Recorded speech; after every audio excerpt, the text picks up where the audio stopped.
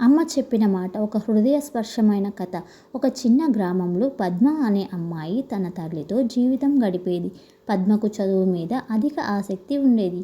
కానీ కుటుంబ ఆర్థికంగా బలహీనంగా ఉండటంతో ఆమె విద్యాభ్యాసం కొనసాగించడం కష్టమైంది. ఒకరోజు పద్మ బాధతో తన తల్లిని అడిగింది. అమ్మా, నేను బాగా చదివి పెద్ద అవ్వాలనుకుంటున్నాను. కానీ మన వద్ద ధనం లేదు. నేను ఏమి చేయాలి?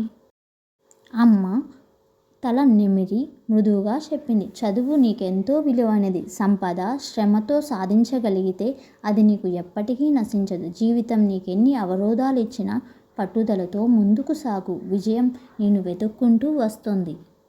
ఈ మాటలు పద్మ మనసు లోతుదాకా తాకాయి.